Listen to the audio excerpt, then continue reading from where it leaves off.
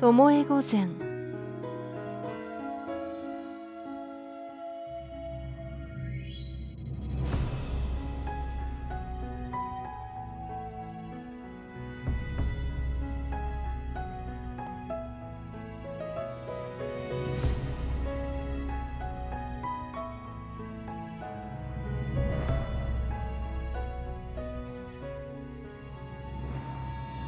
平清盛が死んだ後、最初に京に入った源氏は義仲でした。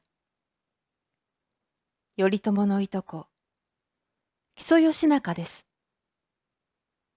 しかし義仲は京都の流儀を知りませんでした。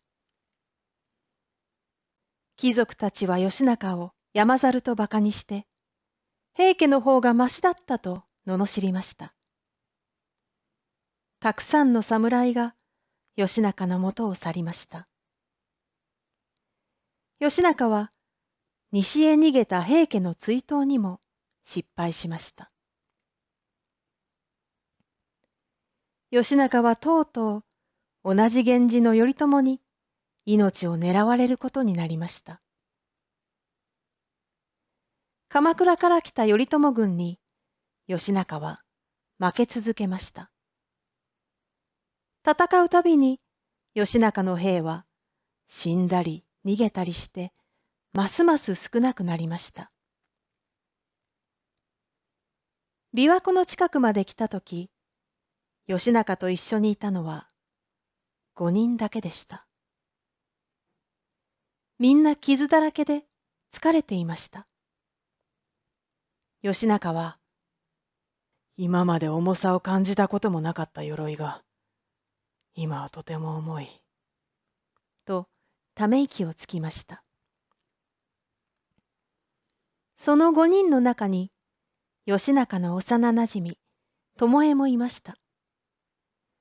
巴は、色白で黒髪も美しい美人ですが、普通の男より力が強くて、武器を持ったら鬼にも神にも戦いを挑むような勇ましい女でした。義仲が言いました。私はもう死を覚悟した。討ち死にするか自害するかだ。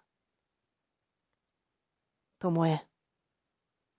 お前は逃げろ。しかし、巴は首を横に振りました。いいえ、私は最後まで殿についていきます。木曽義仲は最後まで女に守られていたと笑われたくはないのだ。巴、行け。義仲が何度も言うので、巴は唇を噛んで馬を止めました。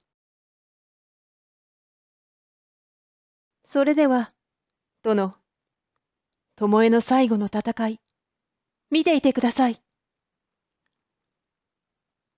その時、鎌倉の騎兵が30騎ぐらい現れました。私は恩田八郎諸重。私と戦う者はいないか。敵の一人が名乗りながら近づいてきました。力の強さで有名な侍です。巴は馬を飼って近づくと、馬上の恩田をつかんで引きずり下ろしました。そしてそのまま首をねじ切ってしまいました。他の騎兵たちも切り倒して蹴散らしてしまうと、巴は鎧を脱ぎました。義仲の方へ少しだけ振り返ってから、巴は馬の腹を蹴ってどこかへ走り去りました。寿永3年1月20日の出来事でした。